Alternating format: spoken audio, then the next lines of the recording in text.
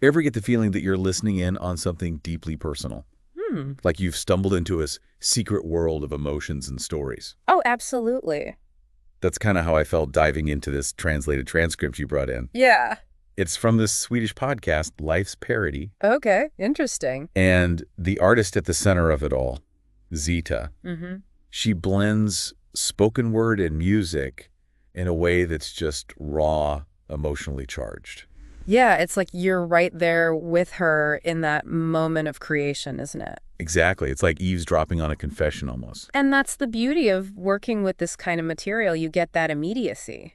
And you mentioned something important there, the fact that this is translated. Right. We're accessing Zita's world through this very specific lens, you know? It makes you think about all the things that might get lost or transformed in translation, doesn't it? For sure. But even without the full cultural context, there are these universal themes that just jump out at you. Longing, freedom, the courage to be authentic. Absolutely. Those are things we all grapple with, no matter the language. And then there's the music itself. It adds this whole other layer to the story. Oh, it's essential, isn't it? Totally. So why don't we give everyone a taste of what we're talking about here? Yeah, let's do it. Here's a snippet of Zita's song. Okay. Snippet of Zita's song plays focus on a verse that highlights longing or searching. Wow. You can just feel that yearning, can't you? Absolutely. Even if you don't speak Swedish, there's this searching quality to her voice. It taps into something primal, don't you think? That human need for connection. Right. It's like she's giving voice to something so many of us feel, but maybe can't articulate. For sure. So before we go any further, let's drop into Zita's story. Okay. It starts with this simple encounter she describes, a conversation with a man on a bench.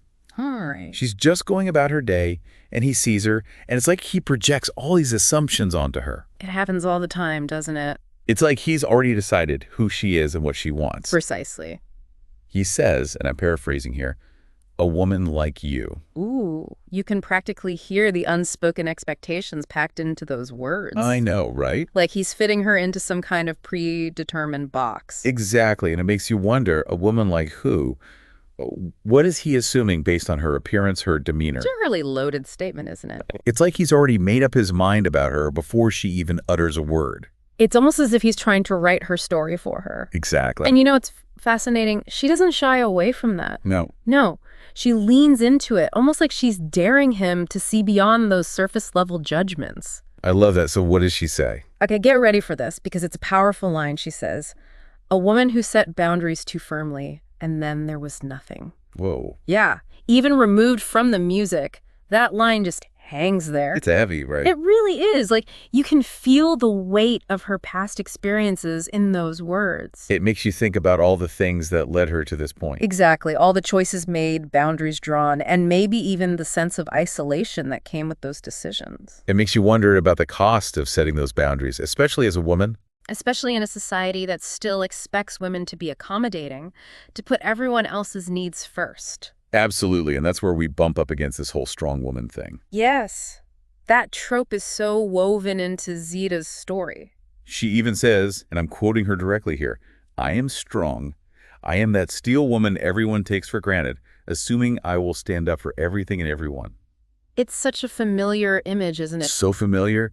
That expectation for women to be unyielding, always in control. But as Zita's story unfolds, you start to see how that very strength, that steeliness, can become a double-edged sword. Oh, how so? Well, it can be both empowering and incredibly isolating. Because even the strongest steel can crack under pressure. Exactly. And later in the transcript, we get this glimpse behind the facade.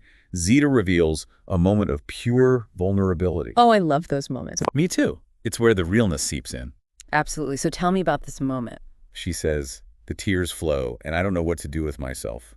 I can't be the only one. It's just so human, so relatable. Right. It reminds you that strength and vulnerability aren't mutually exclusive. They coexist, often in the same breath. And that's such a vital message, because I think sometimes we forget that. Especially for women, there's this pressure to be on all the time, to have it all together. To never let them see you sweat. Exactly. And Zita's honesty here, it makes you question, why is it so difficult to show that vulnerability?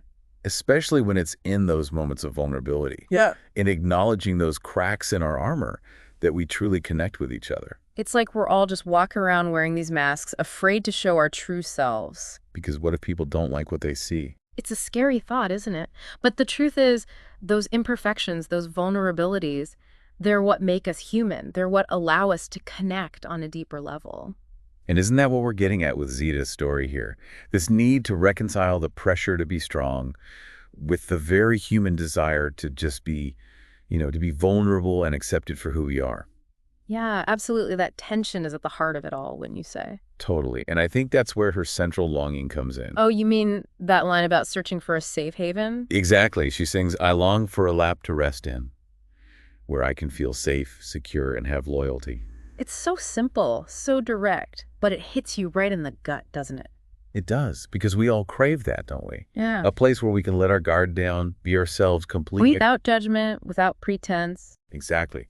And it makes you think, how often do we deny ourselves that kind of safety? Oh, all the time, right? We build these walls up, tell ourselves it's for protection. When really we're just isolating ourselves. It's like that saying, we're all just walking around wearing masks, hoping someone will see through. And that's where the title of her podcast, Life's Parody, takes on a whole new meaning. Oh, I see where you're going with this. It's brilliant, right? Because life can be absurd. Our expectations so rarely match reality. And sometimes we're so busy playing our parts that we forget to connect, to be genuine. It's like that feeling you get when you laugh at something funny, but there's this bittersweet edge to it. Like a reminder of what we're missing. Exactly. And that's the heart of what Zita's getting at, isn't it? This need to embrace it all, the humor and the heartache, the strength and the vulnerability. Because in that messy, complicated space, that's where we find our true selves. Right? I think so, yeah. It's about being present, being honest with ourselves and with each other. So if life is this parody, as Zita calls it, how do we become more conscious actors in our own stories? That's the million-dollar question, isn't it? It is, and it's something I'll definitely be pondering after this deep dive. Me too, because there are no easy answers, are there? Not at all. But just asking the question, being open to the complexity, that's a good place to start. It really is. And on that note, let's leave everyone with one last taste of Zita's music. Let those emotions wash over you.